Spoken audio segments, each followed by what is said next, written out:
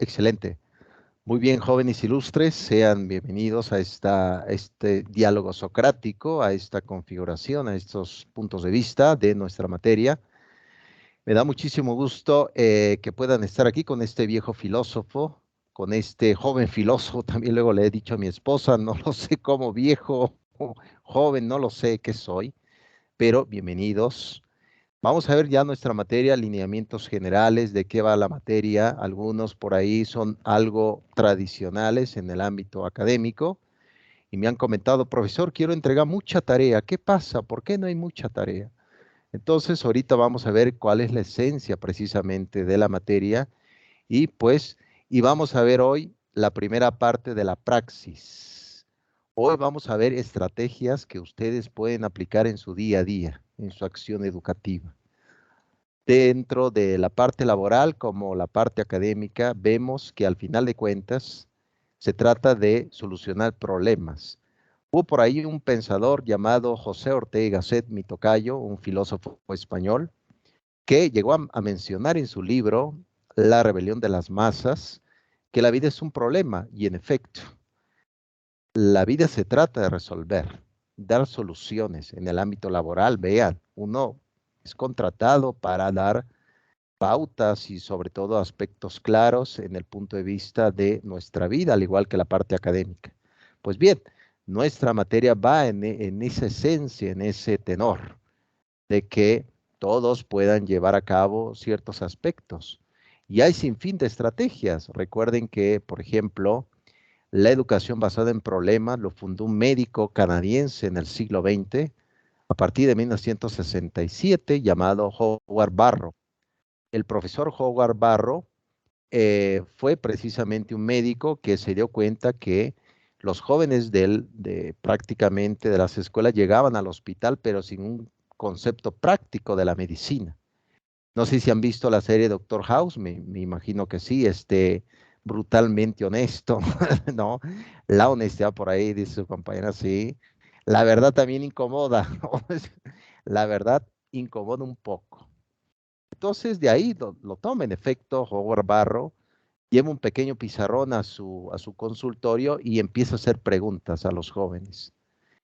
En primera instancia lleva un problema a su consultorio, un problema médico, es decir, ¿qué tiene esta señora? ¿Qué tiene este señor? ¿Qué tiene este niño? ¿Cuál es el diagnóstico? Y a través de eso los jóvenes van dando su punto de vista, hipótesis. Y así surge lo que se va a llamar la educación basada en problemas, a través de la medicina. ¿Se dan cuenta? Entonces, este tipo de estrategias ayudan para que busquemos soluciones a puntos de vista que van surgiendo. Eso es con base a la educación basada en problemas. Hay otro profesor, ese libro ahorita lo vamos a mencionar, de hecho yo lo tengo, se los voy a enviar para que apoye la literatura de nuestra plataforma. Hay un profesor llamado Robert Schwartz, es un colega filósofo egresado de Harvard.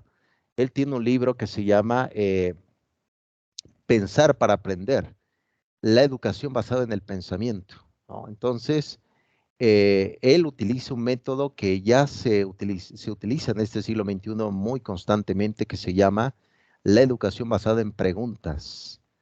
Ese es el método que inventó Sócrates, un griego del siglo V antes de Cristo, que lamentablemente murió en el 399, toma la cicuta y muere, pero él fue el que inventó esa propuesta educativa llamada la educación basada en preguntas.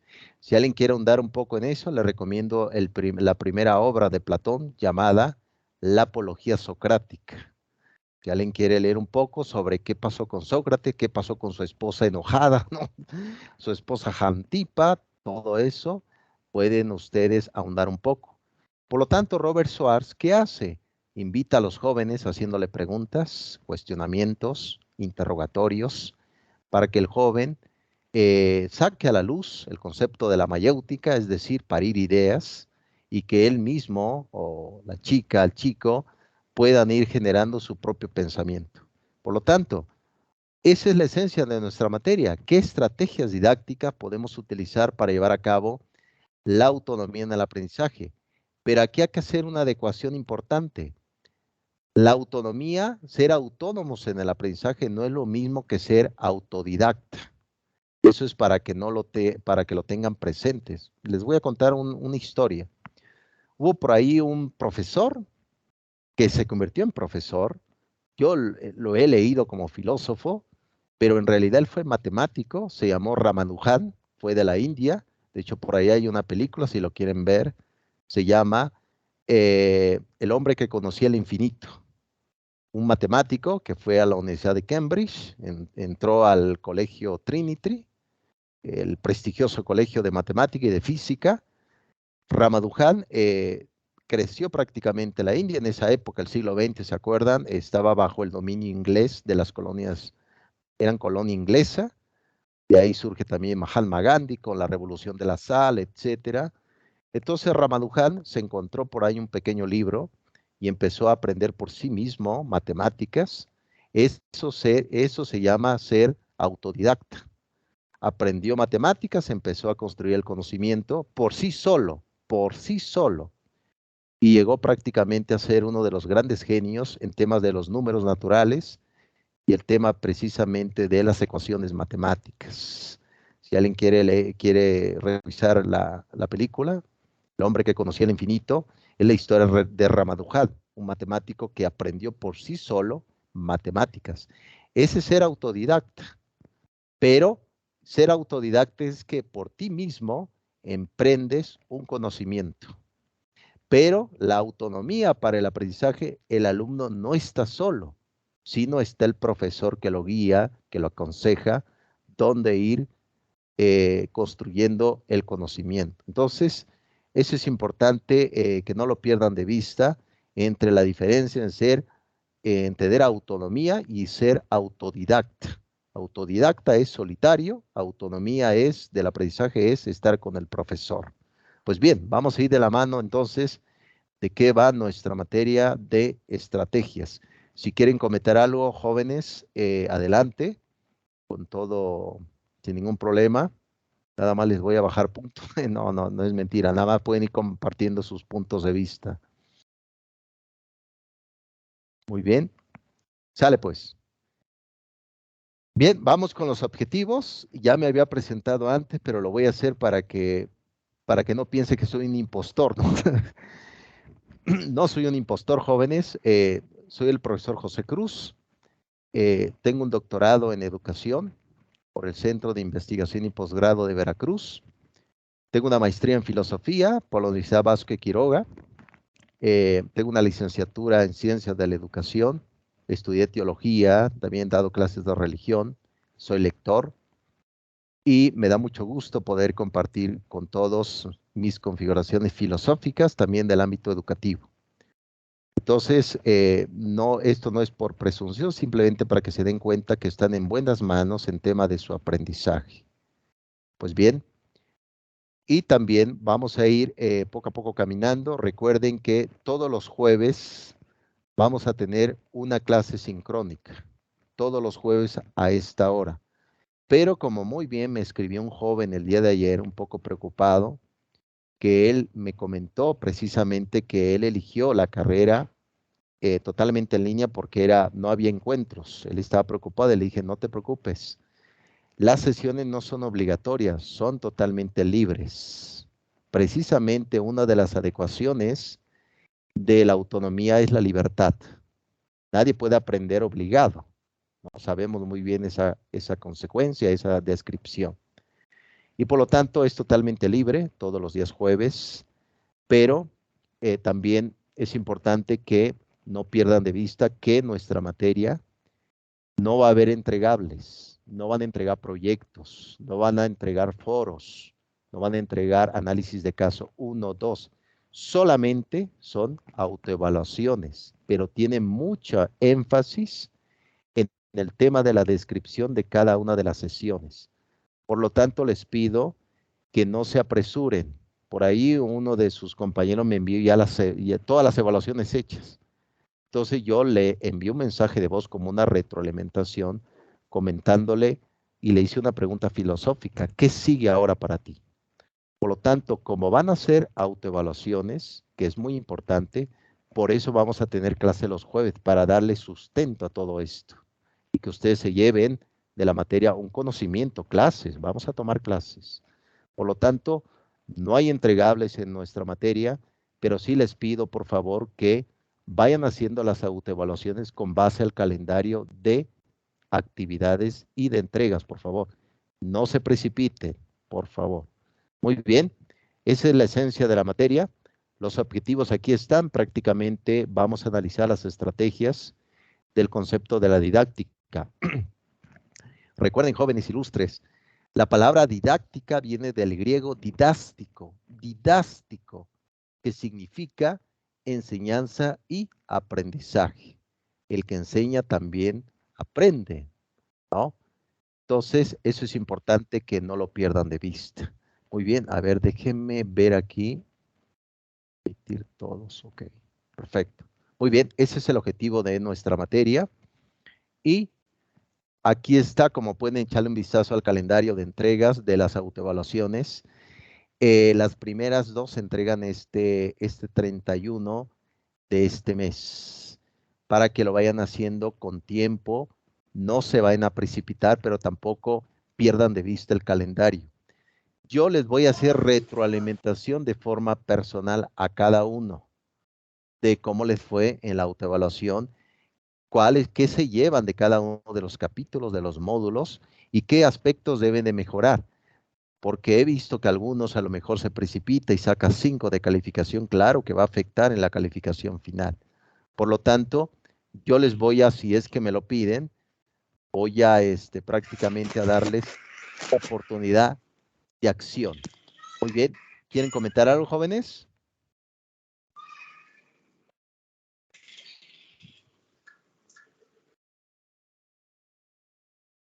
Ok, muy bien. Entonces, aquí está el calendario de actividades, jóvenes, para que vayan trabajando. Terminamos prácticamente la materia el 21 me parece que es el 21 de agosto, es que aquí está en pequeño en mi, a ver, alguien que me eche la mano, creo que aparece 21 de agosto, ¿no? Aquí dice su compañera Elvia, me está firmando, sí, perfecto, excelente, Luis. Sí, es el 21 de agosto. Perfecto, muy bien.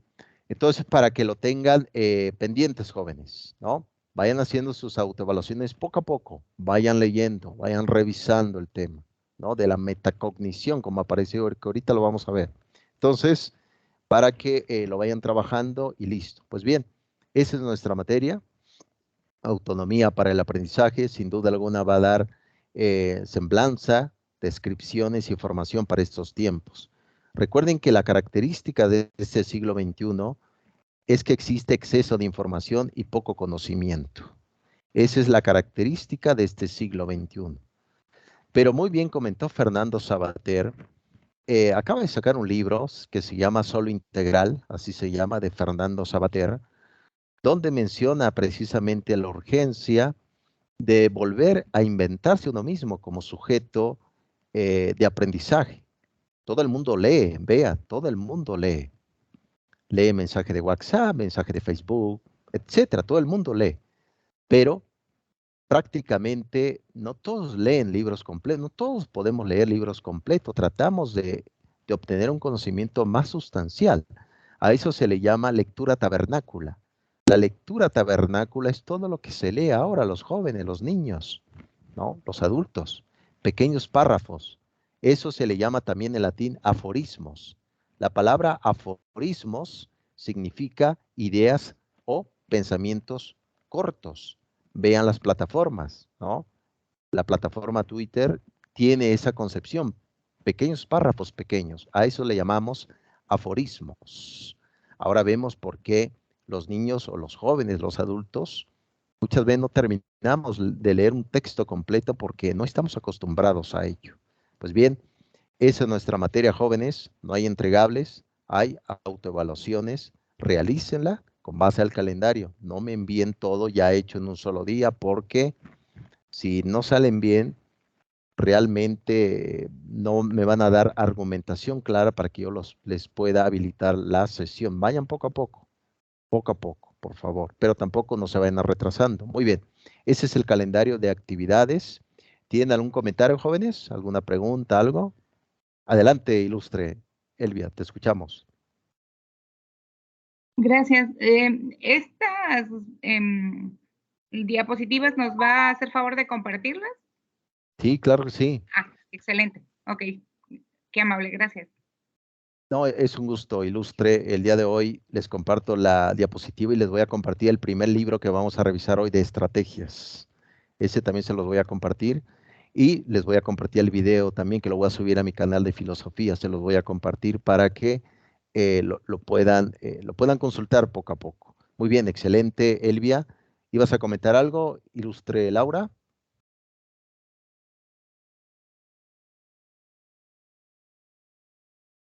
Hola, maestro, buenas tardes. Tengo una duda. ¿La tarea no la vamos a hacer? No, en efecto, no, en Ajá.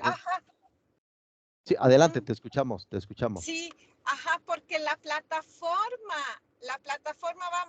va indicando un avance. Ah, ok, y te va poniendo palomito, tachita, si se sube la tarea. Entonces, al no subir la tarea a la plataforma, como alumna, a mí me va a indicar que tengo tachita o la bandera en rojo, que no he cumplido.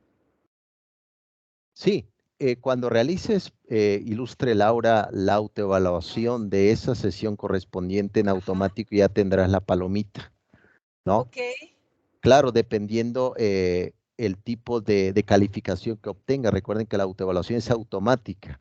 Yo les daré retroalimentación, es automática.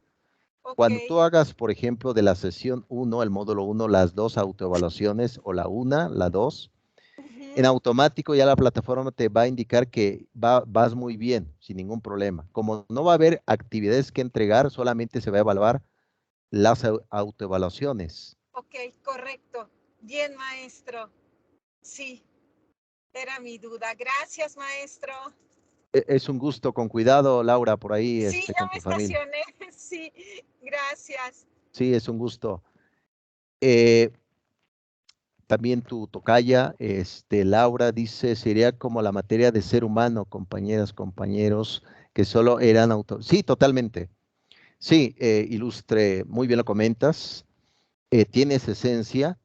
De mi parte, por eso vamos a tomar clase todos los jueves. Les voy a dar clase todos los jueves para que le demos un puntero y no se quede prácticamente en el limbo la participación de todos, el conocimiento y demás. Es decir, que salgan de esta materia con un conocimiento sustentado y sobre todo un conocimiento en competencias. Esa palabra no es neoliberal, es decir, la palabra de competencias no es neoliberal, como lo han dicho por ahí, de cuyo nombre no me quiero acordar ahorita. Eso no es neoliberalismo. La palabra competencia es una estrategia pedagógica. Pero bueno, vamos a ver todos esos puntos de vista. Entonces, no se angustien. Muy bien lo comentas, ilustre Galindo, tiene este tinte, pero les pido que vayan haciendo las autoevaluaciones con base al calendario. Si alguien sale mal, yo les voy a enviar un mensaje a cada uno de forma personal en la autoevaluación diciéndole, muy bien, falta esto por mejorar, si gustas, si necesitas, envíame un mensaje y te habilito otra vez la sesión, para que todos terminen bien y se lleven un conocimiento prácticamente sustentado y sobre todo descriptivo. Muy bien, vamos ya con el módulo 1. Les voy a explicar de qué trata la materia a grandes rasgos. Hoy vamos a ver a un profesor cubano, mexicano por naturalizado, pero ya es completamente mexicano, llamado Julio Pimienta. Es director de una institución aquí en México, de la Anáhuac Norte, del Departamento de Educación, es doctor en Educación, y hoy vamos a ver qué estrategias nos está brindando para llevar a cabo a través del aprendizaje y del ámbito escolar. Muy bien, vamos con lo que es el módulo 1. Recuerden muy bien que en el módulo 1 va a venir los estilos de aprendizajes. Recuerden que hubo un auge pedagógico, psicológico a partir del siglo XX. Son terrenos peligrosos para un filósofo, en efecto. Yo no me meto en terrenos de psicología. Mi esposa es terapeuta, yo no. No. Yo soy un viejo filósofo, que simplemente repite lo que ya se sabe, ¿no?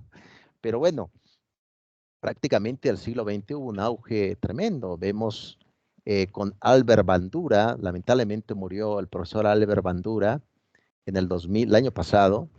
Recibió por ahí un premio de Barack Obama, el antiguo, bueno, ya antiguo presidente. Y el propio Albert Bandura fue el creador de lo que se va a llamar el cognoscitivismo social. El cognoscitivismo social del profesor Albert Bandura. Por ahí tiene un tratado de teoría del aprendizaje. ¿Qué dice Albert Bandura? Dice que sin la acción social es difícil poder concretizar un aprendizaje. Ahora nos damos cuenta de forma cognitiva. Recuerden que la palabra cognitivo viene del latín clásico, que significa cognoscere, llegar a conocer. Es decir, llegar a conocer algo que no sabemos ahorita. Eso es lo que significa cognoscitivismo, cognoscere, llegar a conocer. Ahora sabemos que un niño aislado, lamentablemente por la época de la pandemia, pues hace falta un cabo suelto, que es la socialización, el aspecto social. Una escuela es una sociedad. Por lo tanto, muy bien comentado el profesor Albert Bandura, que es del siglo XX. Y también tenemos ya los estilos de aprendizaje, visual, auditivo, kinestésico, que surge a partir del siglo XX, a partir de 1955, lo que se va a llamar la psicología educativa. ¿Quién está ahí detrás de la psicología educativa? Está el profesor David Ausubel. Yo lo he estudiado al profesor David Ausubel, que fue el creador de lo que se va a llamar el aprendizaje significativo, la teoría del aprendizaje significativo. Muy bien, a ver, vamos a ver aquí, creo que, vamos a ver aquí. Un momento más, es que me parece que alguien alzó la mano por acá. Adelante, Lucero, te escuchamos.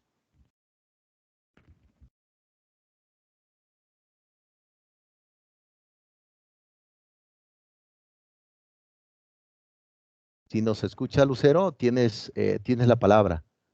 Ah, no te preocupes, Lucero. Luego así pasa. Sí, algunos les llaman los fantasmas, ¿no? Hay fantasmas en la parte tecnológica, sin duda alguna, no te preocupes. Bien, entonces el profesor David Ausubel fue el creador de la teoría del aprendizaje significativo.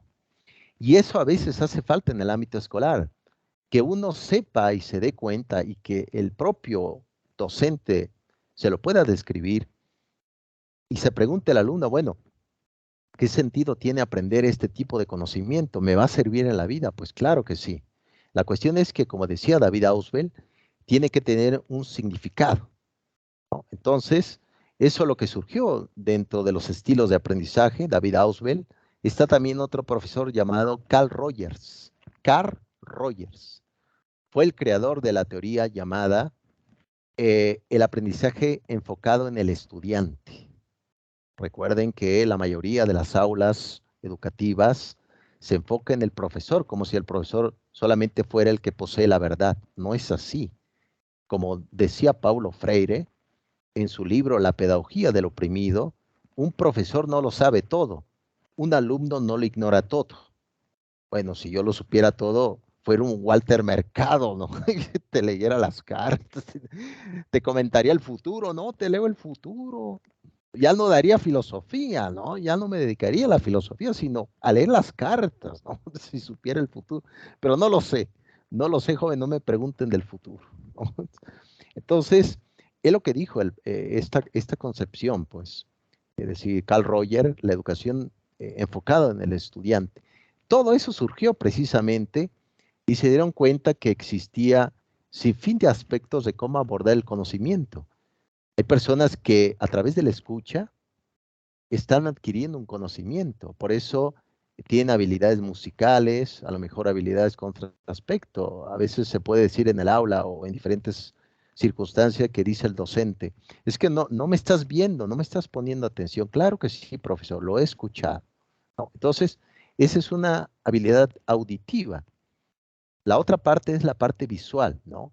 Es decir, yo veo, prácticamente la mayoría somos así. Recuerden que hay una palabra en griego que significa empereia, que significa experiencia. La palabra empereia viene del griego que significa experiencia. ¿Qué significa esto? que la fuente del conocimiento proviene de la experiencia. La fuente del conocer proviene de esa experiencia, ese vínculo entre la escuela, los amigos, porque recuerden, la educación no es propiamente de una escuela. A veces, y sucede que la educación encontramos en las calles, en las periferias, en las partes donde menos pensado, ahí está una educación. A lo mejor informal, definitivamente, pero es así. Por lo tanto, la parte visual. Y hay otra parte también que entra dentro del punto de vista de la acción, lo que es kinestésico, a través de hacer, de ir construyendo. Qué bonito sería una aula de clases o en cualquier parte diría, bueno, jóvenes, vamos ahora a construir algo. Oh, perfecto, profesor. ¿Qué vamos a hacer? Vamos a construir una casa, vamos a construir esto. Ah, perfecto. Eso es lo kinestésico. Ahora sabemos que si hay alumnos kinestésicos va a ser muy difícil que estén, por ejemplo, escuchando una charla, sino va más de la mano con algo en la acción. Como se le dice, pragmatismo. Pragma viene del griego hecho, acto. De ahí viene la teoría de John Dewey, llamada el pragmatismo. Si alguien quiere leer a John Dewey, ahí está su libro que se llama Mi credo pedagógico. Por cierto, jóvenes, ¿de qué carreras son todos? Por ejemplo, Elvia, ¿qué carrera estás estudiando? Derecho. Derecho. Excelente. Ius, como se dice en latín, ius, ¿no? El derecho. Excelente. Uf. Excelente derecho. Se me hace que todos son abogados aquí. Increíble, increíble, excelente. Sí, es una carrera sustancial, déjenme decirles, jóvenes. Y fíjate que me acuerdo de un retórico llamado Cicerón, fue un abogado romano muy, muy habilidoso para la retórica y la dialéctica, ¿no? Y en efecto, excelente, muchas gracias, ilustre. Abogados. Aquí dice Daniela, educación y pedagogía. Pues miren, es una combinación fantástica, ¿no? Excelente, muy bien. Sí, entonces, excelente, sin duda alguna, nuestra materia va a generar, es decir, cuando hablamos de estas estrategias, es apto para todo público, no nos enfocamos nada más en el ámbito de la educación, sino también en el ámbito del derecho, de la parte jurídica.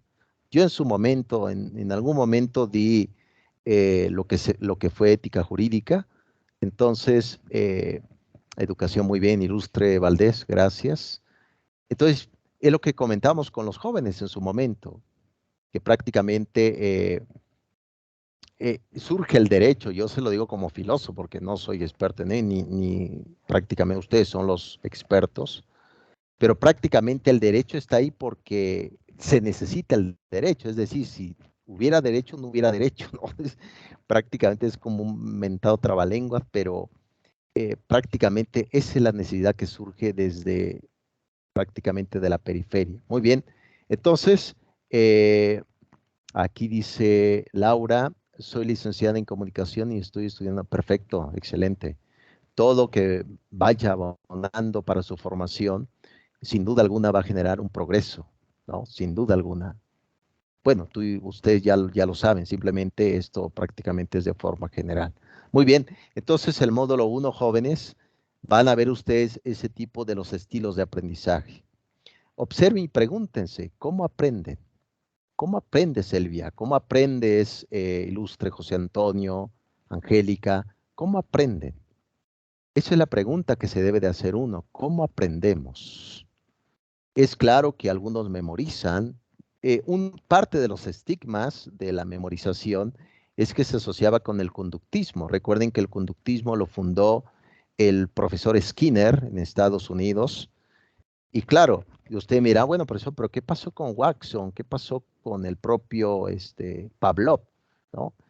Si se dan cuenta, el conductismo surgió con experimentación de animales, palomas, perros. Y usted dirá, bueno, profesor, pero memorizar algo no es correcto, ¿no, profesor? Pues sí es correcto. Es decir, en esta época donde todo te lo dan rápidamente la tecnología, es necesario. Déjeme decirle que a veces ni el número del celular sabemos, ¿no? ¿Cuál es tu número? No lo sé. ¿Cómo no lo sabes? Entonces, memorizar también es su punto de vista. Muy bien, ya para que ustedes concreticen lo que va a ser el módulo 1, se va a tratar a grandes rasgos en nuestra materia del concepto de los estilos de aprendizaje. ¿Cuándo surgen? 1957 en Estados Unidos. Visual, kinestésico y auditivo. De la psicología que se va a llamar psicología educativa, ¿no? Pero ahí no se va a quedar todavía ahí. No se va a quedar. ¿Por qué? Más adelante vamos a ver un libro que poco a poco iremos trabajando en ello, pero para que se vayan ya dando una noción, vamos a analizar más adelante lo que se va a llamar las inteligencias múltiples. Recuerden muy bien que una vez comentó un filósofo llamado Aristóteles, fue discípulo de Platón, Platón fue discípulo de Sócrates, Aristóteles fue maestro de Alejandro Magno, el hombre que fundó la ciudad de Alejandría y también una biblioteca que sin duda alguna había muchos libros de educación y de derecho romano. Recuerden que la mayoría de los abogados que están aquí presentes, la mayoría de la parte de ese código viene también de la herencia romana, ¿no? El código romano. Entonces, prácticamente Aristóteles llegó a decir en su libro, La Metafísica, que todos tenemos la misma inteligencia. Todos tenemos la misma inteligencia. Y eso fue salpicando a lo largo del tiempo, más allá de la época de la escolástica, de la Edad Media, siglo XIII, llegamos ya a lo que fue el siglo XVIII con Juan Jacobo Rousseau, el Emilio, Juan Amos Comenio, con el concepto de alumnos falsos, y eso llegó hasta el siglo XX, con la época de lo que fue este tipo de estilos de aprendizaje. Entonces, el que se empezó a cuestionar sobre ese punto fue un profesor llamado Howard Gardner, en Harvard, psicólogo de la educación, que dijo, no tenemos la misma inteligencia todos. Él empezó a hablar de una teoría muy interesante que él dijo, no, cada uno tenemos una inteligencia distinta. Oh, no es posible, profesor, ¿cómo? Sí. Y por lo tanto, hay más de 7, lo que se va a llamar inteligencias múltiples. ¿Cómo, profesor? ¿Cómo es esto? Sí, un ejemplo. Si nos remontamos un poco a la infancia, a la época de la secundaria, uno puede decir, bueno, profesor, pero no toqué el saxofón, yo no toqué la guitarra, profesor, es que no sé, no puedo. Sí, pero porque no tienes esa inteligencia. Sí lo puedes adquirir, pero a lo mejor tienes habilidades para otro aspecto de la vida, ¿no? Entonces, el profesor Howard nos brinda esa estrategia de el concepto de las inteligencias múltiples, que tiene que ver muchísimo con las estrategias de autonomía, porque ser autónomos es conocerse a uno mismo en primera instancia y cuáles son tus límites y cuáles son tus capacidades. Yo luego, por ejemplo, le he dicho a mi esposa, me pongo a cantar en la casa y me dice, no cantas bien, ¿no? Y yo digo, bueno, voy a entrar a la academia, no voy a entrar a la academia y me pongo a cantar, no, me van a despedir. Es decir, no tengo esa habilidad. Y eso es importante saberlo. Otro ejemplo, dice, bueno, quiero estudiar medicina, profesor, porque es la carrera de moda, pero cuando veo sangre me desmayo. Me parece que no tienes esa habilidad. Por lo tanto, eso es importante que ustedes se den cuenta dónde están parados jóvenes ilustres. Por lo tanto, el profesor Howard nos brinda este tipo de concepciones. Eso a nivel de inteligencia, pero surgió otra corriente también que lo vamos a analizar más adelante en nuestra materia, que se va a llamar la teoría de la inteligencia emocional. No solamente se debe de educar la mente, sino las emociones. Eso lo fundó un profesor también de ese colegio de Harvard, llamado Daniel Goleman. Daniel Goleman funda la teoría que se va a llamar la teoría de la inteligencia emocional. Él le llama prácticamente esa concepción de que a veces la gente anda estresada y si uno prácticamente no es una contención emocional a alguien más, pues va a terminar en tragedia. ¿Cuánto no lo hemos visto en el trabajo? Ustedes que trabajan, un servidor también. si uno no mantiene fría la mente, cuántos errores no podemos cometer en un estado emocional. Las emociones te dominan a ti mismo y nublan la razón. Vean, la razón nos regula, pero si la propia emoción nos controla, podemos equivocarnos más. Se trata de equivocarnos un poco menos. Eso fue el concepto del profesor Daniel Goleman, que lo vamos a ver más adelante, pero el módulo 1, la semana 1 se va a tratar de eso, de los propios estilos de aprendizaje, para que se den cuenta de dónde vienen, y hay todo un sustento científico en todo esto. Pues bien, aquí prácticamente viene una pequeña frase de un profesor llamado Immanuel Kant, un prusiano, nace en 1724 y muere en 1804. Lamentablemente el profesor Immanuel Kant le dio una enfermedad muy triste que olvidaba todo lo que hacía. De hecho, iba anotando su estrategia, curiosamente, para no perder de vista qué había enseñado al otro día, que a veces nos pasa a los profesores, porque voy a decir, profesor, ya no repitió esa historia. Perdón, lo estoy pensando 2 veces, ¿no? Lo voy pensando muchas veces, ¿cómo? Sí. Entonces, Immanuel Kant iba anotando todo lo que hacía en las clases, en su casa, pero luego se preguntaba, oye, ¿por qué puse este recado aquí, no? Perdió la memoria el profesor Immanuel Kant, pero en su libro, Crítica a la razón práctica, nos ha dejado precisamente este tipo de concepto, que se trata de que el alumno emprenda por sí mismo su propio conocimiento. Pero hay un riesgo. ¿Cuál es? Que el tema del conocimiento y del aprendizaje tiene que ver con una palabra que se dice en latín, audens, que significa voluntad.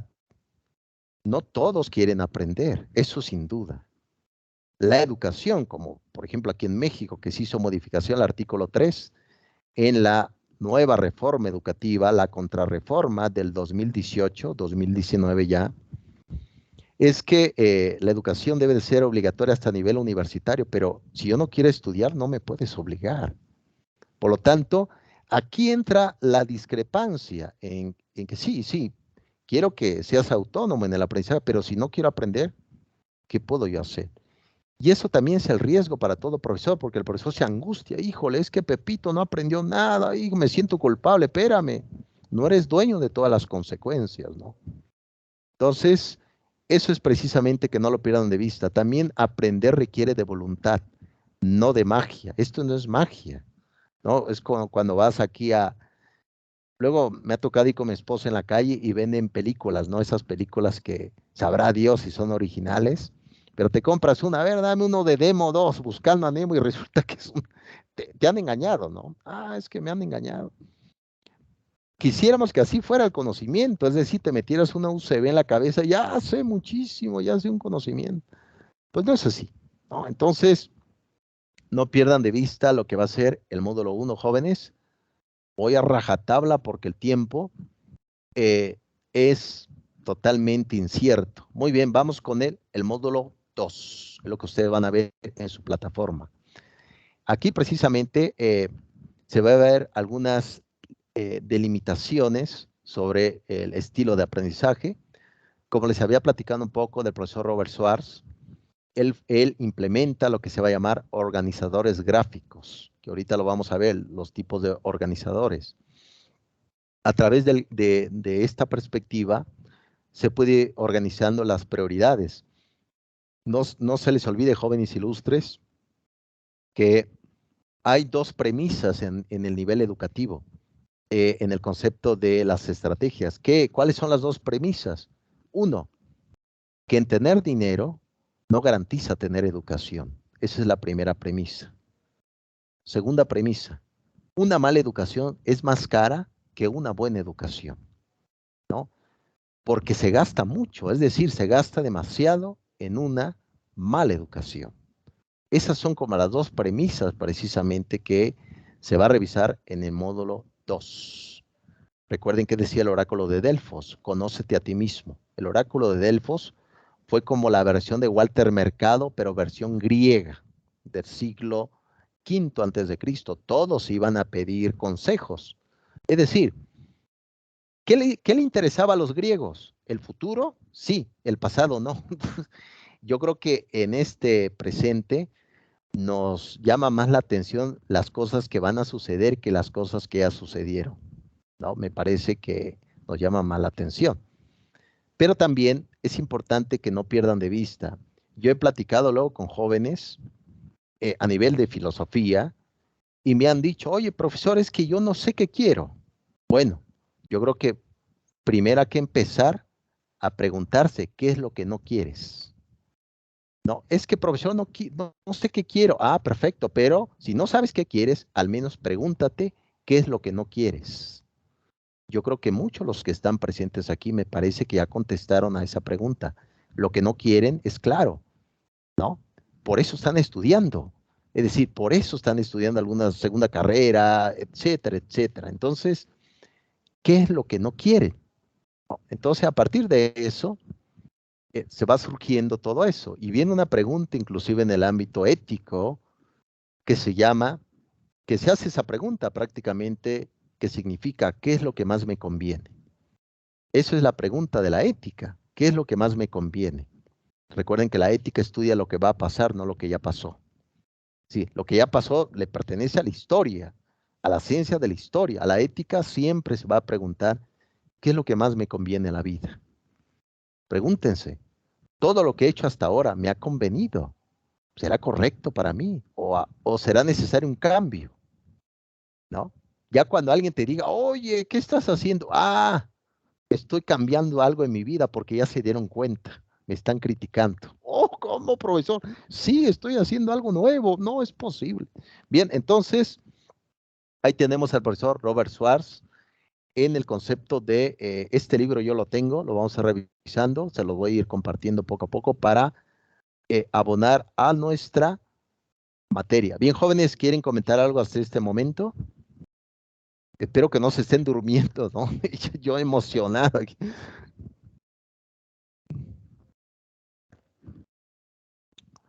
¿Algún comentario, jóvenes? Aquí dice Laura que no. Que muy bien, muchas gracias, ilustre Heidi. Algunos ya somos viejos conocidos, ya me conocen y eso está muy bien. Ok, muchas gracias, ilustre. Ok. Ok, muchas gracias, ilustre Soriano.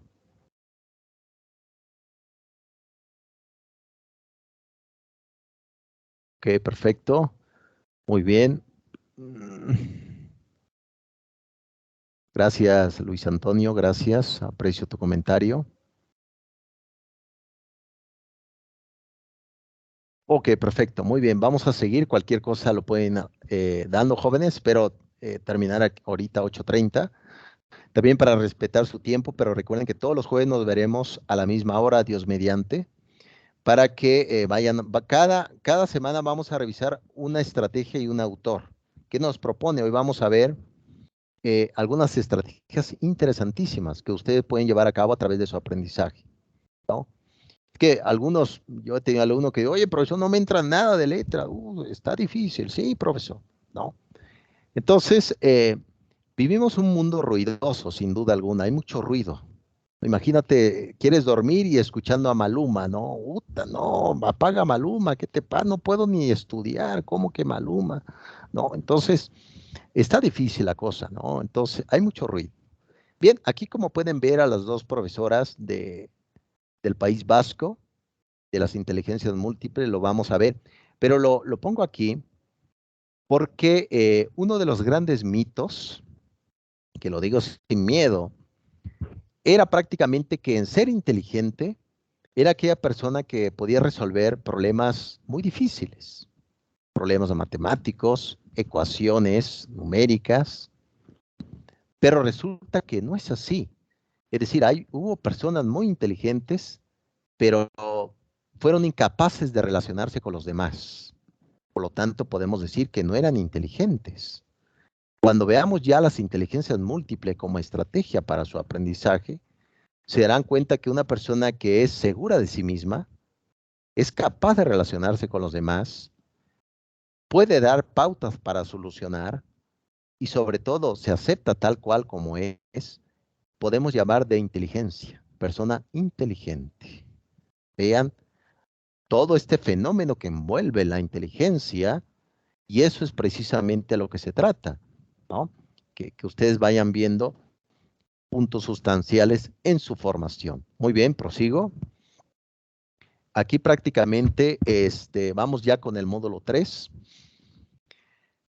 Aquí precisamente va a surgir un libro, hubo un libro del siglo XX que se ha estudiado en el ámbito educativo, también filosófico, llamado de un profesor que fue administrador italiano, llamado Jean Delors, que escribió prácticamente algunos libros. Uno de ellos se llama La educación encierra un tesoro, los 4 pilares de la educación.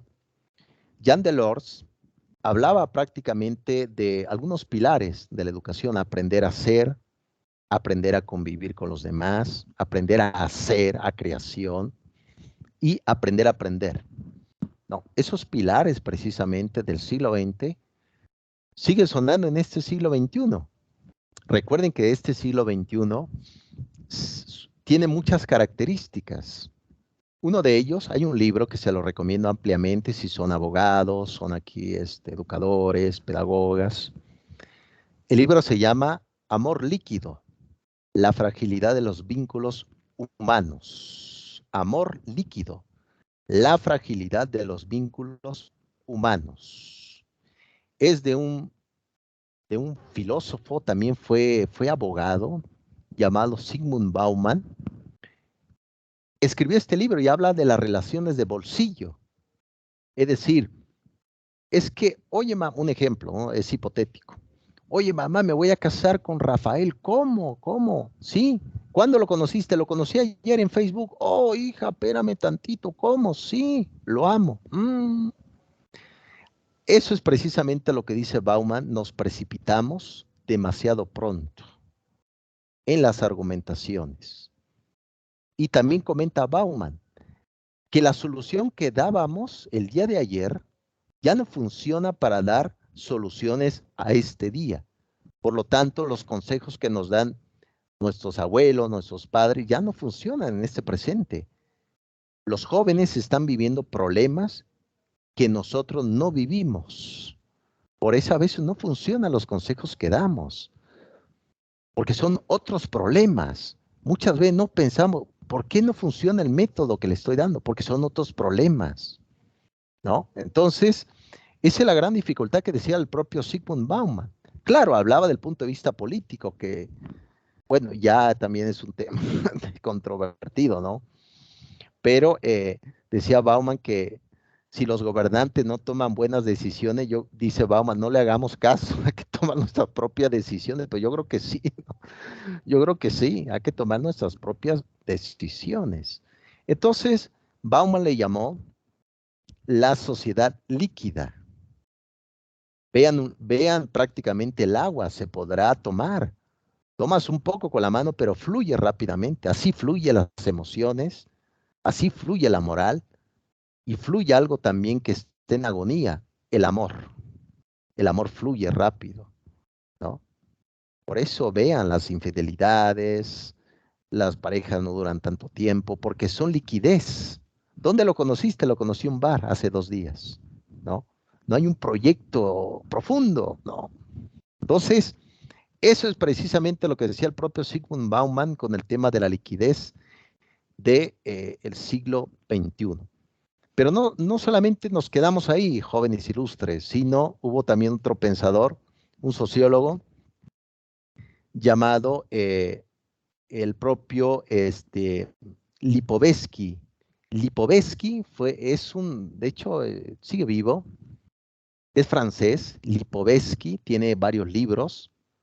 Hay uno que se llama La tercera mujer, y hay otro que nos interesa mucho, que se llama La era del vacío.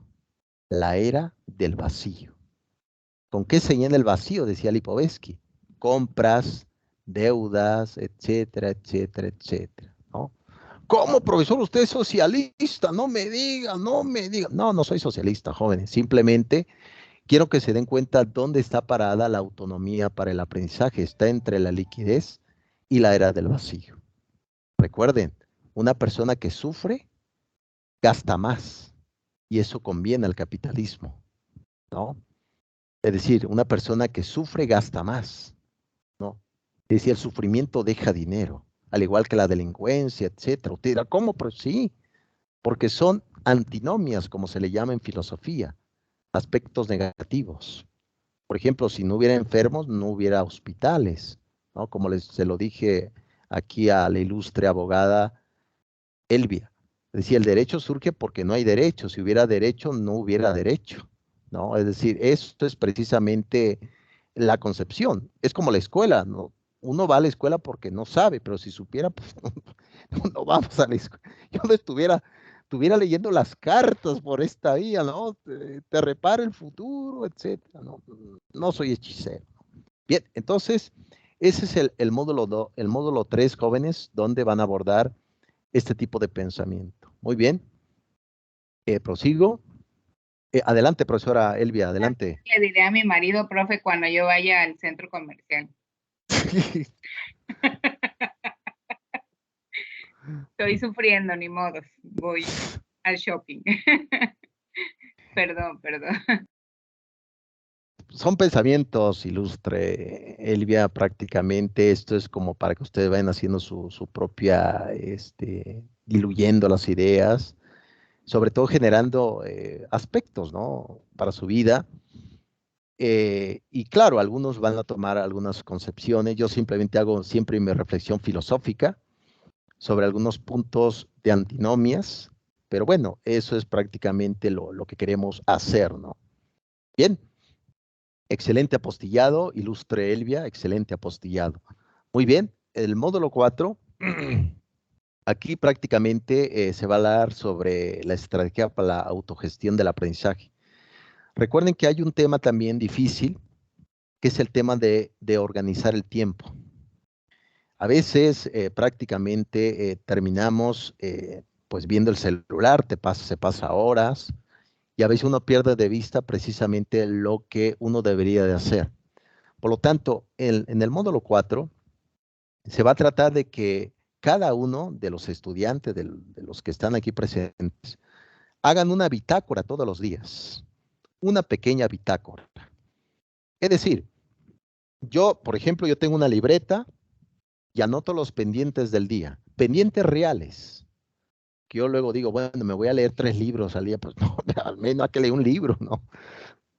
Es decir, este tipo de organizar el tiempo es que vayan ustedes organizando y cada vez que terminen, le ponen una palomita, ya lo terminé, ahora sigue esto. ¿Esto con qué objetivo? Para que no perdamos de vista lo importante en nuestra vida. Recuerden que hubo un psicólogo social llamado Abraham Maslow. Maslow fue el creador de lo que se va a llamar la teoría de lo que es las necesidades humanas. De forma vertical hizo su escala, ¿no? Es decir, ¿qué necesidades tengo ahorita que es crucial? Las necesidades fisiológicas como dormir, comer y hasta la última etapa que es la autorrealización. Pero claro, no puedo llegar a la autorrealización si tengo hambre. Al igual que un estudiante no puede estudiar si tiene hambre, no puede aprender. Por lo tanto, ese es el gran conflicto actualmente en el ámbito educativo. Primero hay que resolver eso primero y luego hay que educarnos, ¿no? Entonces, hay una palabra que toma el profesor Maslow que se llama la palabra holístico. Eso lo toma de la biología. Recuerden que la biología toma ese concepto de holístico. La palabra holístico significa en biología ver, observar, estudiar a un ser biológico en su totalidad. Lo holístico es eso, estudiar en su totalidad los aspectos de tu vida, ¿no?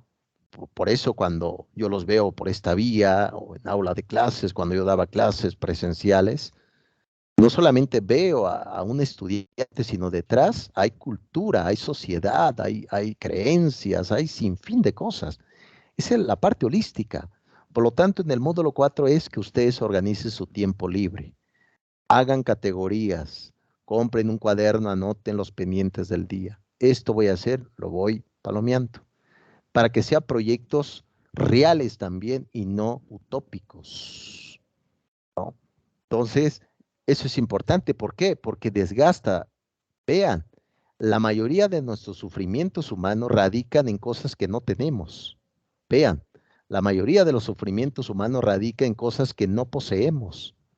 Ahí radica nuestro sufrimiento, ¿no? ¿Por qué no ubicar prácticamente el esfuerzo en cosas posibles que sí tenemos? Un ejemplo, imagínense un joven que está sufriendo, ¿no?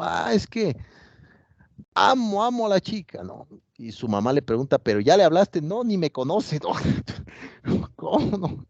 ¿Cómo estás sufriendo por ella si ni te conoce, por Dios? Es decir, enfocarse en cosas posibles. También desgasta, no se crean. Estar pensando muchas veces las cosas desgasta, ¿no? O en el ámbito de la parte laboral. Yo he tenido alumnos en el doctorado, porque doy clases a nivel doctorado también, y he platicado varios con algunos doctores y me han dicho, es que, profesor, me voy a cambiar de trabajo y pues ando buscando trabajo. Perfecto, adelante. Siempre es posible buscar nuevos proyectos. Da miedo, claro. Todo lo nuevo da miedo en la mayoría de las cosas. ¿Por qué? Porque es algo que no sabemos qué va a pasar, ¿no? Es decir, el pasado, pues como ya sabemos en la mayoría de las cosas, no es algo atractivo, ¿no? Entonces, ese es lo que es el módulo 4, a grandes rasgos, jóvenes ilustres. Muy bien. Eh, y aquí en el módulo 5 se va a surgir una palabra. Fíjense que hubo un profesor de origen alemán llamado Federico Froebel. Froebel fue el creador de los Kindergarten. Así viene esa palabra de origen alemán. Kindergarten, que significa jardín de infantes. Froebel asociaba a los niños con una planta. Ahora sabemos que un niño no es una planta, ¿no? Es un ser humano, ¿no? Ahora lo sabemos, pero en esa época, en el siglo XX, pues imagínense nada más, era un aspecto prácticamente desconocido y novedoso. Por lo tanto, eso es un ambiente. Es decir, cuando existe escuelas, lugares fríos, una escuela desorganizada, es difícil también que se lleve a cabo un buen aprendizaje. Observen dónde aprenden. Pregúntense dónde toman sus clases, dónde hacen sus tareas. ¿Realmente es un buen ambiente para aprender o no? Hay que organizar todo ese punto, jóvenes. Hubo por ahí un filósofo peligroso, muy peligroso, si alguien lo quiere leer, con mucho cuidado nada más, muy peligroso por su historia de vida, eh, llamado Paul Michel Foucault. Paul Michel Foucault publica un libro, bueno, publica varios libros. Uno de ellos se llama La arqueología del saber. Y hay un libro que ahí me quiero enfocar, que se llama Vigilar y castigar. Vigilar y castigar, de Michel Foucault. Foucault decía, ahí en el libro Vigilar y castigar, que la idea de escuela se tomó de las prisiones francesas. Vean, hay escuelas con barrotes, como si fuera una prisión. Por eso ahora vemos, yo no quiero ir a la escuela. ¿Por qué? Porque muy bien lo van a ver en el módulo 5. No es un ambiente adecuado para aprender. La escuela está cerca de un bar, hay mucho ruido, pues no puedo aprender, ¿no? Y entonces, ¿qué pasó? Hay un libro, aquí lo pueden ver, del inglés llamado Richard Gerber. Yo ya leí ese libro. Es un libro fantástico del profesor Richard Gerber. Llegó a una escuela, el inglés, a una escuela, una provincia inglesa, y se dio cuenta de que los jóvenes no querían ir a la escuela estaba como si fuera, no estaba pintada, estaba oscura, prácticamente como decía, ¿se acuerdan que decía la obra de Dante Alighieri en la Divina Comedia del siglo XIV? Cuando iba a entrar Dante al infierno había un letrero que decía, abandona toda esperanza todo el que entra aquí. Pues eso debería ponerle en una escuela, ¿no? No hay esperanza, ¿no? No, imagínense nada más. Entonces, muy dantesco, ¿no? Entonces, ¿qué hizo el profesor Richard Gerber? Le dio color a la escuela, pero además utilizó una estrategia muy interesante, que es que darles a los jóvenes roles. De ahí surge lo que se va a llamar juego de roles, el aprendizaje basado en proyectos, el aprendizaje basado en proyectos.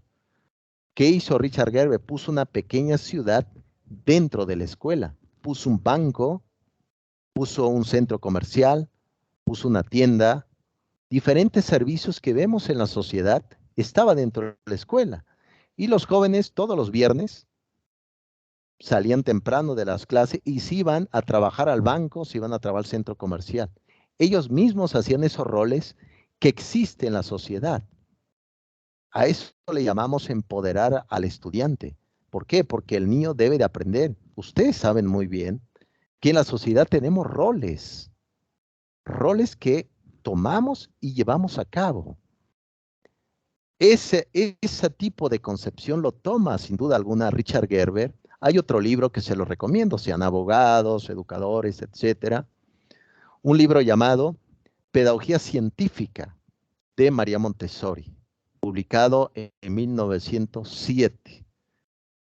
Se llama La Pedagogía Científica. ¿Qué significa esto? Que María Montessori dice, llevemos el trabajo de los padres de familia al ámbito escolar. Vean, por ejemplo, les pregunto aquí presentes, ¿qué tipo de horario tienen en sus casas? Ah, me levanto, profesor, a las 6 de la mañana, me baño, me cambio y me voy a la chamba. Todos tenemos horarios, ¿sí o no, jóvenes ilustres aquí? Claro, tenemos responsabilidades laborales académicas también, por ejemplo, aquí con nuestra materia. Y entonces dice María Montessori, ¿por qué no llevar ese tipo de roles para que los jóvenes lo puedan aprender? ¿No? Como una forma de ir organizando qué vamos a hacer. Entonces, interesantísimo lo que dice el profesor Richard Gerber. Muy bien, jóvenes, ¿quieren comentar algo? Espero que no se estén durmiendo, jóvenes, vayan a tomar mi voz como un sueño dogmático. Adelante, joven, pueden participar sin ningún problema.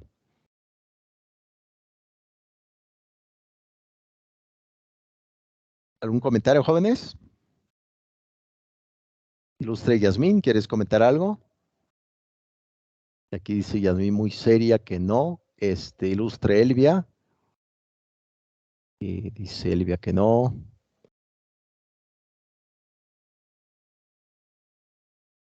Espero dar una buena impresión, jóvenes. Recuerden que los filósofos somos así, somos satíricos.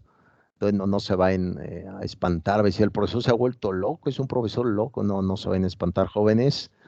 Vamos a ver aquí los comentarios. A ver, vamos a ver. Dicen por acá, está todo muy interesante. Dice, gracias, ilustre.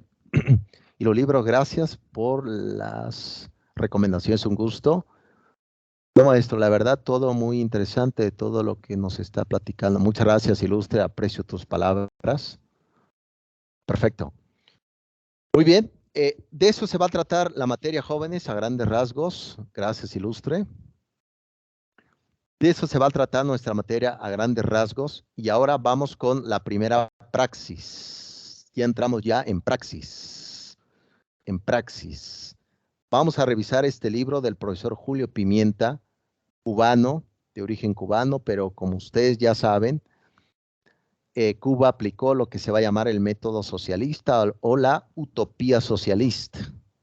¿Cuál es la utopía socialista? Surgió en el siglo XIX con Carlos Marx y el propio Engels, que se hacía la propuesta de la abolición laboral, que no existiera una categoría laboral. Es decir, yo, por ejemplo, ahorita soy filósofo, pero mañana me puedo dedicar a otra cosa. No, entonces, es lo que se hacía la propuesta del socialismo utópico. Entonces, eso se llevó a cabo en Cuba, vean en Venezuela, en Nicaragua. La cosa no está nada fácil. Y entonces huye de ahí prácticamente el profesor, llega a México, ya es naturalizado mexicano y nos ha dejado un libro fantástico que se llama precisamente Estrategias de Enseñanza y Aprendizaje. Este libro lo vamos a revisar el día de hoy en la primera praxis.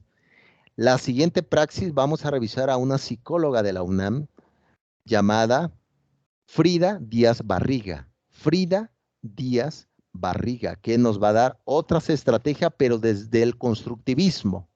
Desde el constructivismo, jóvenes. También es importante, antes de iniciar con el profesor Julio Pimienta, pregúntense, ¿cuánto le dedican a su estudio y en qué momento lo hacen? Eso es importante, ¿no? Eso es importante, y también es importante que antes de estudiar coman algo. No hay que estudiar con el estómago vacío porque, no sé usted, pero yo voy a terminar pensando en tacos al pastor. No sé usted, pero voy a terminar pensando en una buena torta, ¿no? Etcétera, etcétera. Bien, vamos ya con el profesor Julio Pimienta. ¿Qué nos dice en el libro? Vamos a ver algunos aspectos generales, pero también específicos de la praxis. Muy bien. Vamos ya con la primera concepción. Muy bien. Vamos con la primera estrategia, lluvia de ideas. ¿Cómo se puede hacer?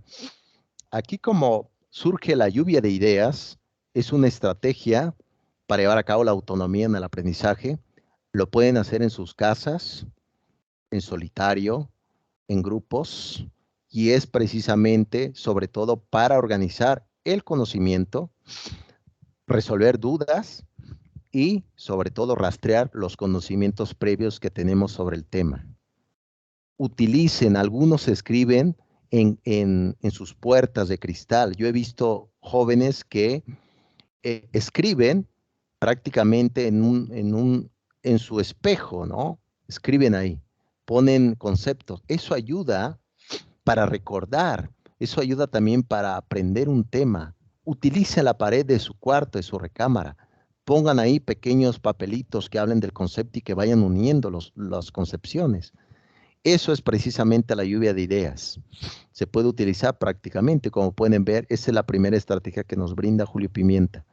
Lluvia de ideas. Bien, solucionar problemas. Bueno, yo creo que todo el mundo tiene problemas, ¿no? Ya si alguien me dice, pero yo no tengo problemas, eres un ángel, eres un ángel, eres un ángel. No soy humano, pero ya, bueno. No, entonces, yo creo que todos tenemos problemas, ¿no? Entonces, lluvia de ideas, la primera estrategia. Vamos a ver un poco más de eso, de la esencia. ¿Para qué se utiliza? Aquí viene la utilización de esta lluvia de ideas. ¿Estabas tomando nota, ilustre Laura? Ok, muy bien.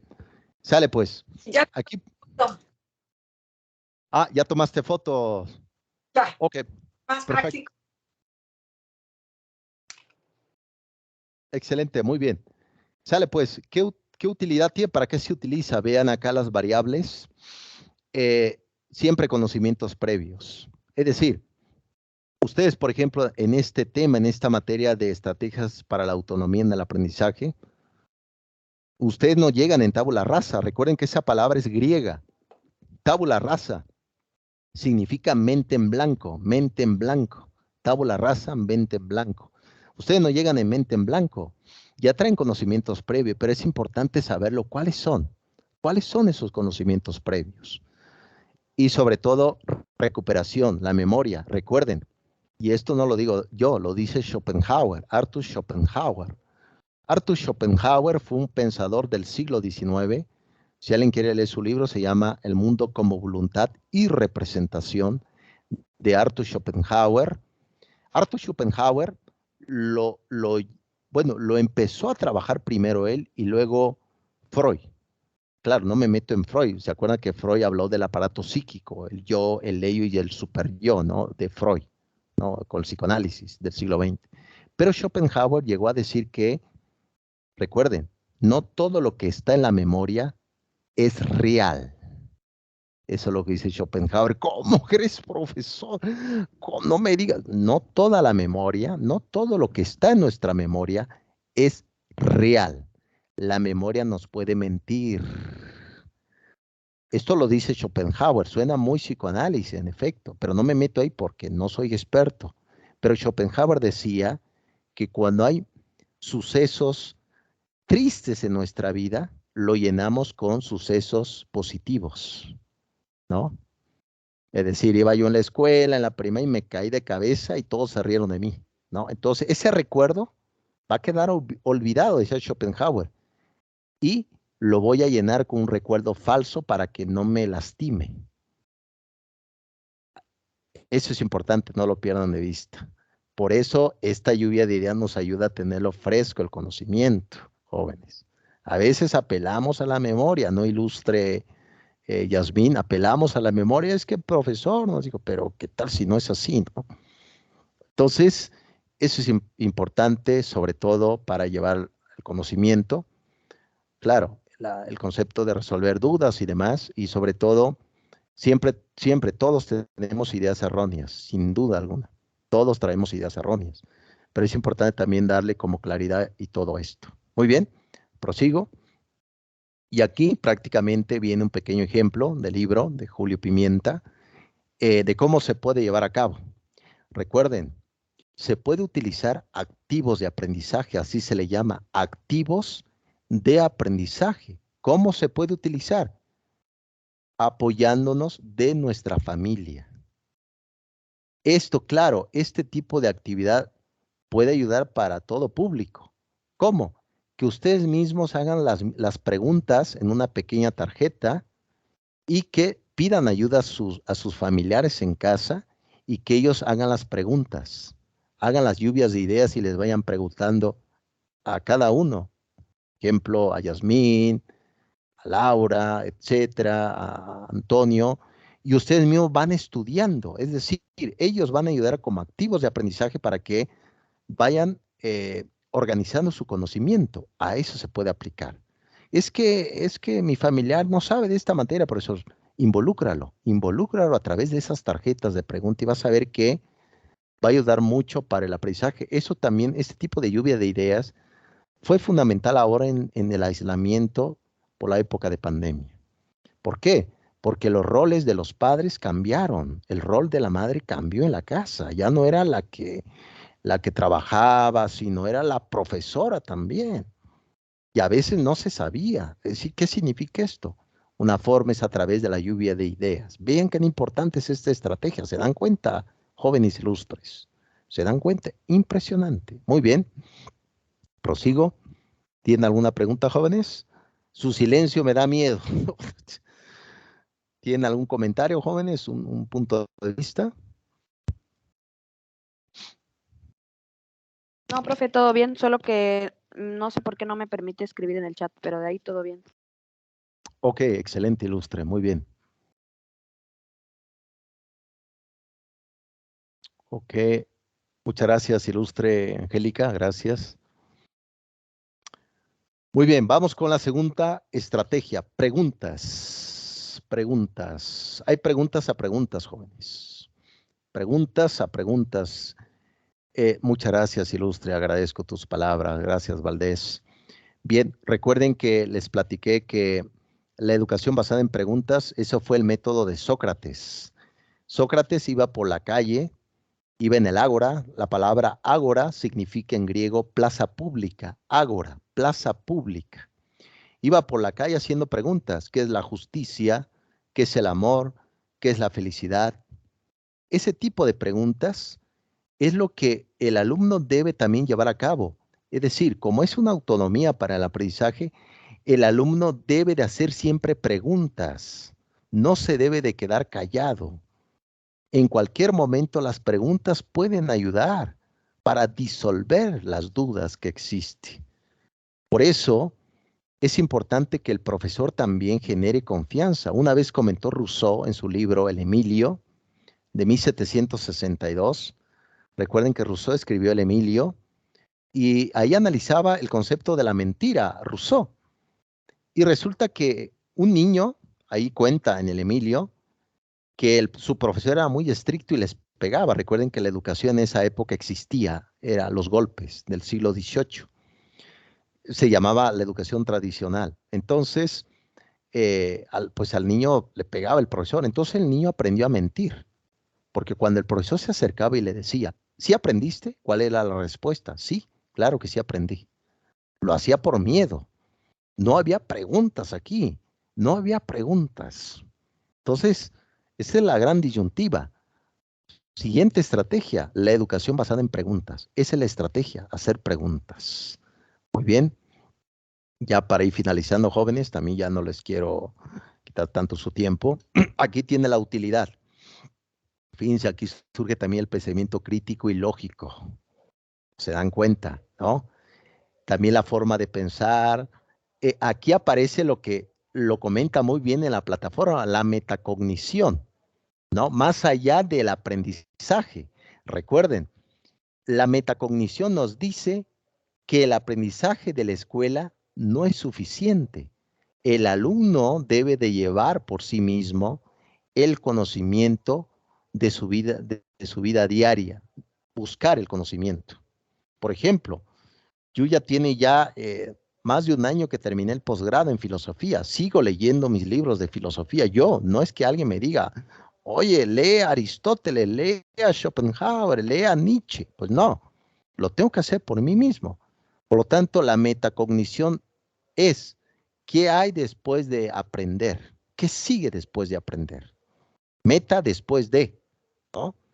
Entonces, eso es importante, no lo pierdan de vista, ¿no? Yo creo que este tipo de pregunta deberíamos de hacer en la mañanera, ¿no? en, la, en, la, en la plática del presidente, en las mañaneras, ¿no? Hace un poco más de pregunta, pero bueno, no me quiero meter en este tema, joven, a lo mejor algunos se enoje conmigo.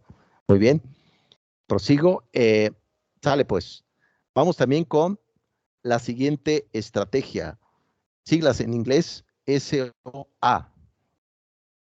Es de una profesora de la Universidad de Chicago.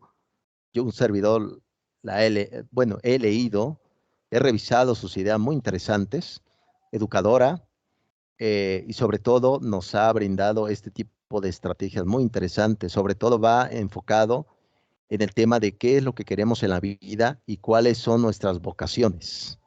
Eso va de la mano en esto. La profesora Donna nos ha dejado precisamente este tema de SOA. ¿Qué sé? ¿Qué quiero saber? ¿Qué aprendí? Esa es la estrategia dentro de la autonomía. ¿Qué sé?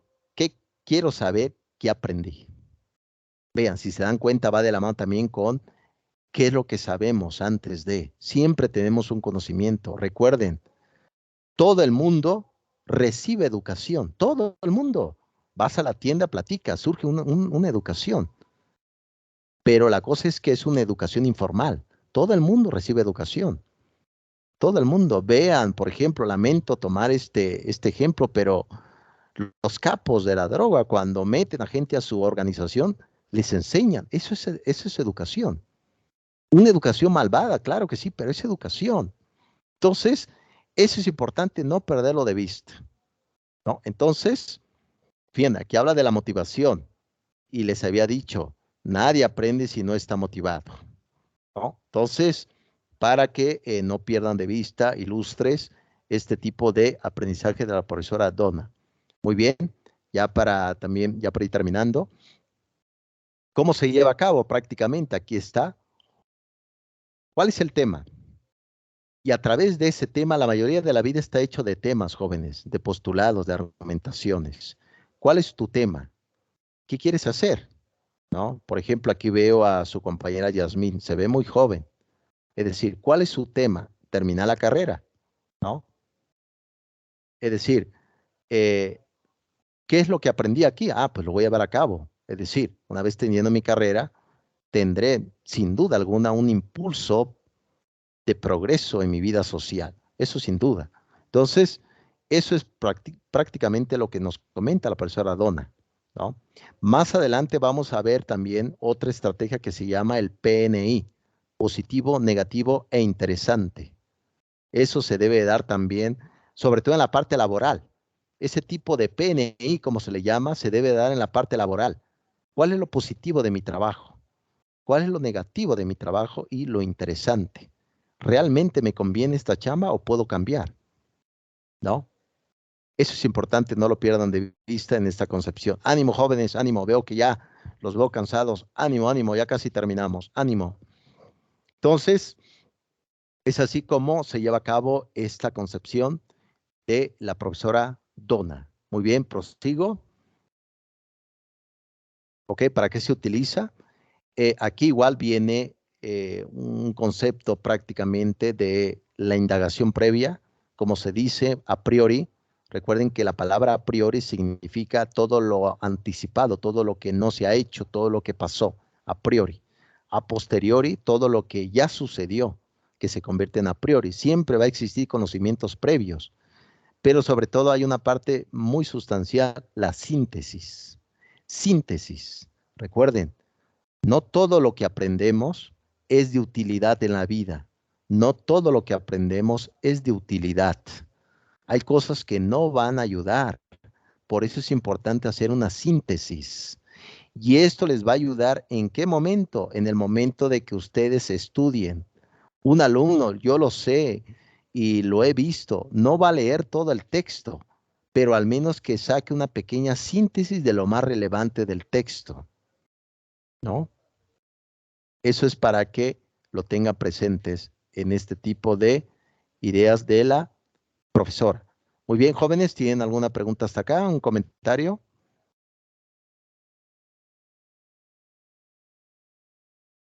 Ok.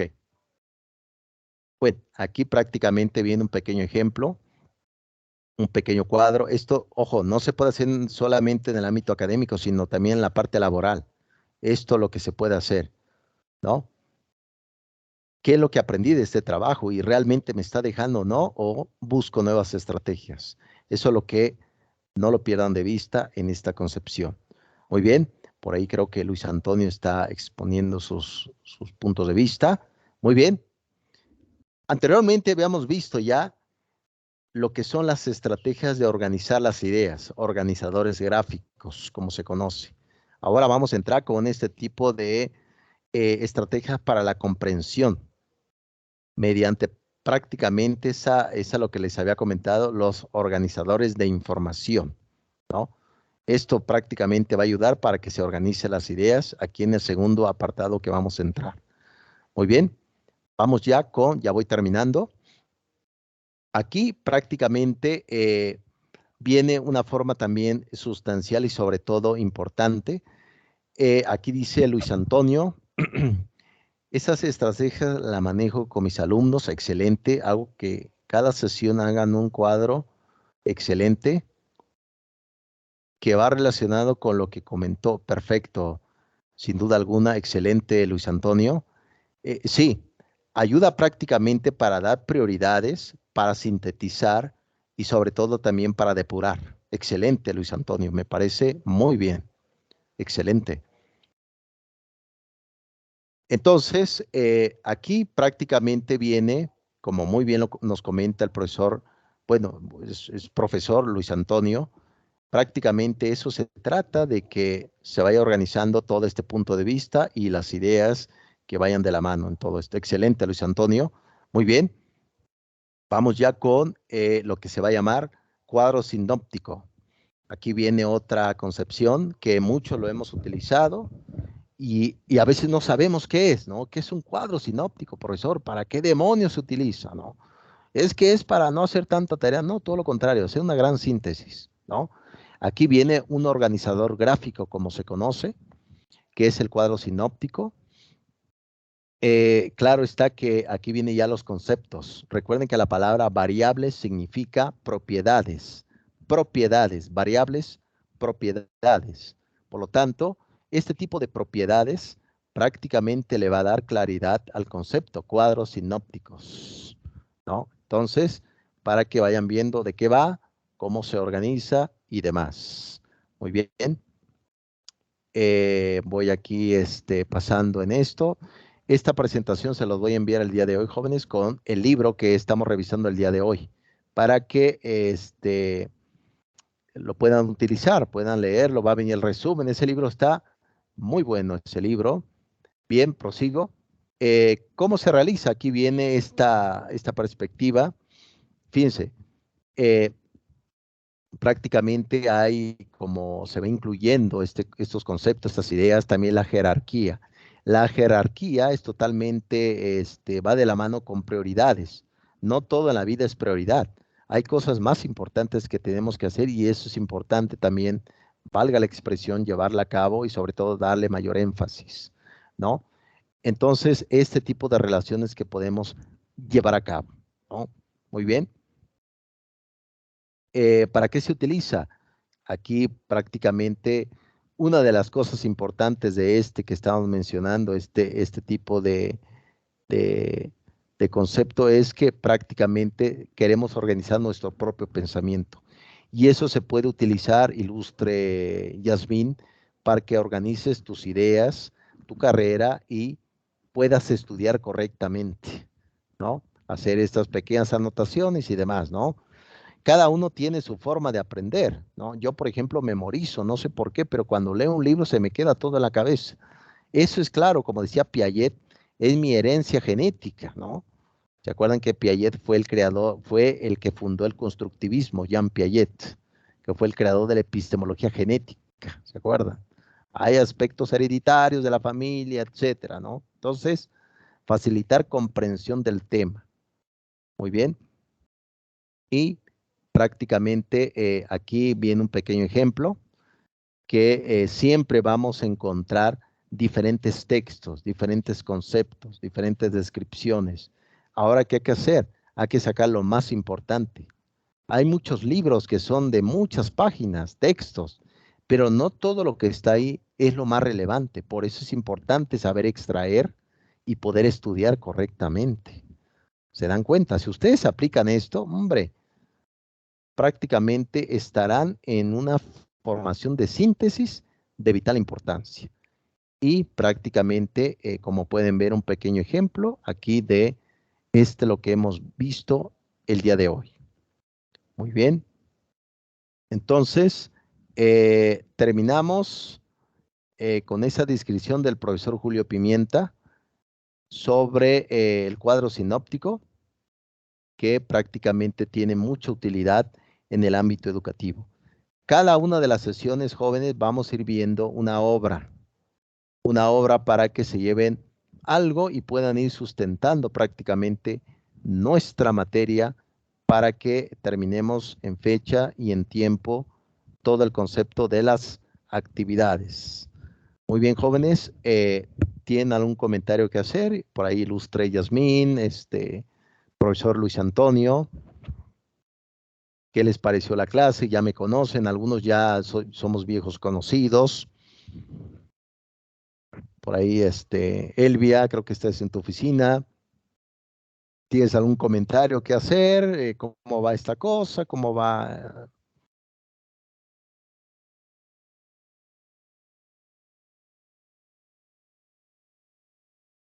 Por cierto, jóvenes, ¿dónde me escuchan? ¿De dónde están ustedes, jóvenes? ¿De dónde son? Adelante, Elvia, te escuchamos. Yo soy de Quintana Roo, estoy en Chetumal. Sí, efectivamente, estoy en mi oficina y también es mi segunda carrera.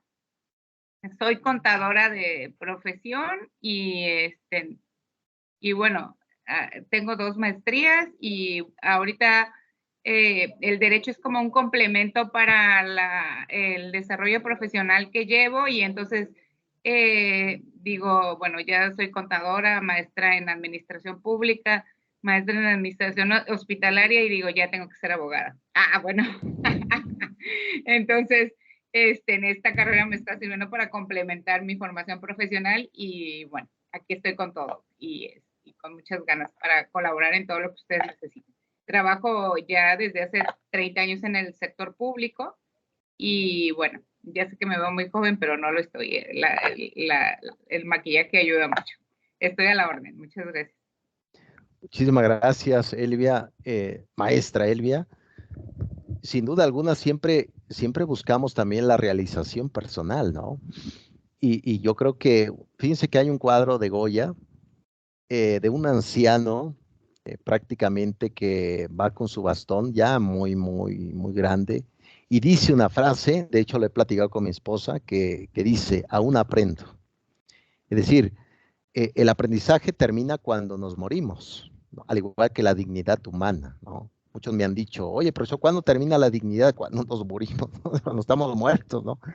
Entonces, prácticamente eso sí, ilustre, maestra Elvia, sobre siempre ir buscando nuevos escenarios de crecimiento, ¿no? Entonces yo creo que vamos en ese camino. Espero que la materia sea un fundamento también crítico, porque siempre surge aires frescos, ¿no? Siempre van a venir conocimientos nuevos y eso nos ayuda también para ir creciendo. Pero hay otra cosa también, profesora Elvia, aquí ilustres que están presentes. Hay algo también que no se dice, que es la humildad. Hay que ser humildes.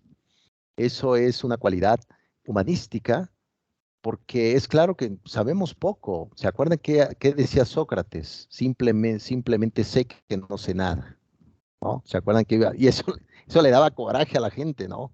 ¿Cómo que este hombre me dice que no sabe y me hace preguntas, ¿no? Simplemente sé que no sé nada. Yo creo que la humildad socrática debe estar muy bien ahí en nuestro territorio. Excelente, ilustre maestra Elvia. Aquí dice, vamos a ver aquí los comentarios. A ver, vamos a ver. Angélica, todo bien, profesor. Sus claves muy amena, como siempre, muy entendible. Gracias, muy amable, Angélica. Aquí ilustre José Antonio, muy interesante la clase y más interesante las recomendaciones de los libros para aprender más. Agradezco tu punto de vista, José Antonio, muchísimas gracias. Aquí Fuentes, yo soy de Acatlán de Osorio, Puebla, pero me encuentro laborando en Jalpan, Puebla. Tengo la carrera de Ingeniería en Gestión Empresarial, pero me interesó mucho la licenciatura en Derecho, excelente. Y por ahora trabajo en el Instituto Nacional Electoral. Es de suma importancia las clases, nos ayuda a despejar dudas e incrementar el conocimiento. Gracias, ilustre, aprecio tu comentario. Hay que seguir formándose. Veo que lo que sí es que son muy inquietos por el conocimiento, ¿no? Y es claro que saben lo que no quieren, ¿no? Está clarísimo, ¿no? Excelente, muchas gracias, ilustre. Fuentes, gracias. Luis Antonio, soy del estado de Campeche, soy contador, tengo una maestría de educación y estoy cursando licenciatura. Excelente, maestro Luis Antonio. Bienvenido al mundo de la educación, de las estrategias, excelente. Siempre esa sed de conocer nos puede llevar a un buen puerto. Excelente, maestro Luis Antonio. Y aquí vamos a compartir ideas. Excelente. Ilustre Yasmín, ¿quieres comentar algo? Sí, buenas noches. Pues yo soy del puerto de Coatzacoalcos, pero actualmente radico aquí en Mérida, Yucatán. Ya llevaba un aprendizaje un poco avanzado en la carrera de Derecho, entonces ahorita lo que estoy haciendo es culminar esa carrera para pues ya ver qué prosigue en esta vida. Totalmente, ilustre Yasmín, y sobre todo, déjame decirte que tienen tenacidad, hablando en plural, porque a pesar de la época de pandemia, también de visiones también un poco así como extrañas en el tema del mercado, tú decides seguir estudiando. Yo creo que eso tiene mucha valía, ¿no? Tú lo sabes muy bien, al igual que los que están presentes aquí, los maestros, los licenciados, que una licenciatura te da un gran empuje en tu vida. No, esto tú ya lo sabes, Yasmín. Acuérdate que yo repito algo que ya se sabe, ¿no? Tú ya lo sabes. Entonces, iremos compartiendo. Ojalá que nos puedas acompañar el siguiente jueves. Y claro, no es obligatoria la sesión, jóvenes, no se angustien si no pueden estar, no. Yo les voy a ir compartiendo el video para que, pues, vayan dando sus puntos de vista. Excelente, ilustre Yasmín. Muchas gracias. Ilustre Laura, creo que por ahí alzaste tu mano. ¿Quieres comentar algo? Yo nací en Mérida, Yucatán, donde está Yasmín. Y hace 21 años que me casé y hace 21 años que vivo yo en Campeche. Soy licenciada en administración, tengo maestría, pero en el ámbito laboral trabajo en un área jurídica y es el motivo por el cual decidí estudiar la licenciatura en administración en línea. ¿Por qué? Porque tengo una hija que es muy demandante y mi trabajo no tiene horario. Entonces, pero sí agradezco mucho, maestro, que se tome su tiempo para dar las clases, porque eso nos motiva y nos ayuda mucho a comprender la asignatura. Aprecio, ilustre, licenciada Laura, gracias por tu comentario. Pues miren, es un gusto. Realmente sabemos que yo no fuera posible sin la compañía de todos. Es decir, se alimenta la educación a través del diálogo, porque la educación es democracia, es decir, dar los puntos de vista, indagar y comentar. Y qué mejor aún apelar con la tecnología, es decir, la tecnología nos ha brindado también formas de seguir aprendiendo, desde la casa, desde el hogar. La cocina se ha convertido en un salón de clases. Vean en qué escenario estamos. Entonces, vamos muy bien, ilustre Laura, y ojalá que nos puedas acompañar el siguiente jueves. Si no puedes, no te preocupes, no es obligatorio, pero para que estemos aquí en este mismo camino. Excelente, muchas gracias, ilustre.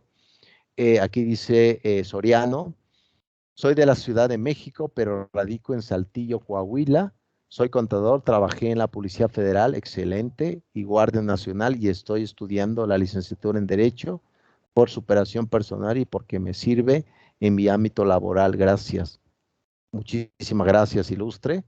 Excelente. Yo creo que esta experiencia de vida, sin duda alguna, va a generar cuestionamientos, porque recuerden que, como decía Fernando Sabater, una vez estaba platicando Fernando Sabater que se encontró con un amigo y le dijo a su amigo, sigo pensando lo mismo que hace 5 años ¿no? atrás.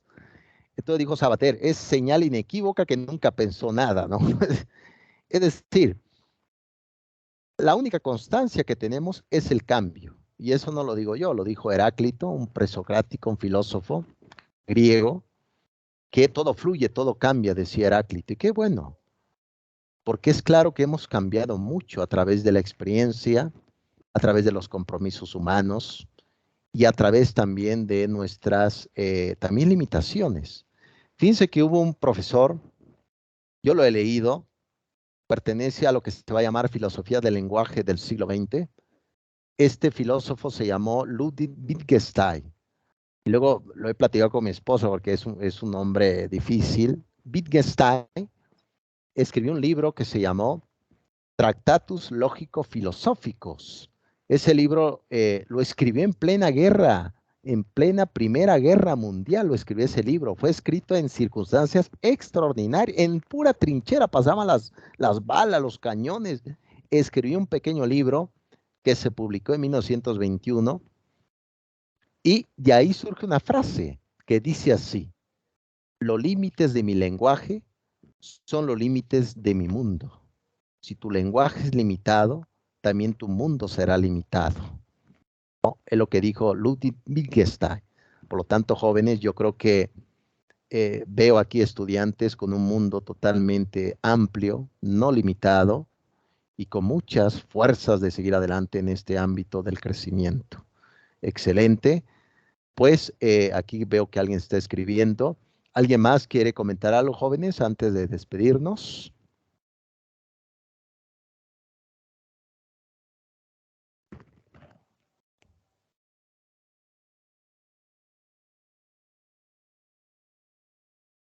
Creo que por ahora, a ver, aquí dice José Antonio, vamos a ver.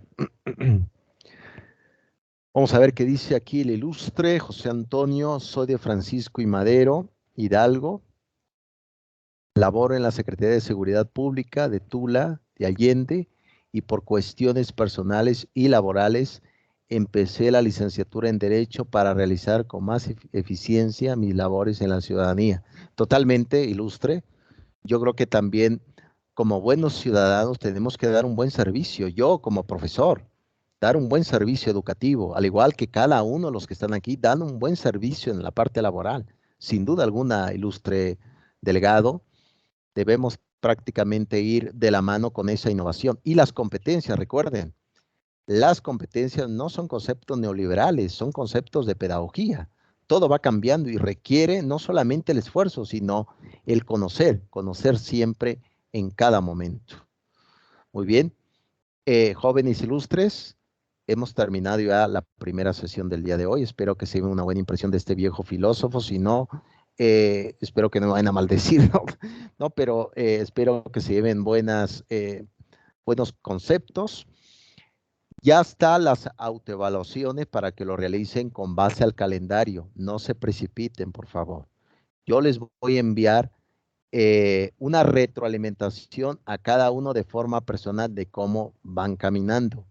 Y recuerden, como dijo Martin Heidegger, el filósofo nazi del siglo XX, Martin Heidegger dijo, repetir las cosas es volverlo a pensar 2 veces. Por lo tanto, si ven que repito las cosas, no me está pasando como Cano, simplemente lo estoy pensando muchas veces, jóvenes ilustres. Muy bien. Nos vemos el siguiente jueves, Dios mediante, con otro libro, otra estrategia y seguiremos en su amable compañía. Muy bien, jóvenes, cuídense mucho. Muy bien, gracias, ilustre Elvia, por ahí, ilustre Laura, Yasmín, cuídense Hasta mucho, luego, jóvenes. profesor. Bye, bye, Buenas cuídense. noches. Buenas noches, profe. Buenas noches para todos. Muy buenas noches, bye, bye. Igualmente, gracias. Chao.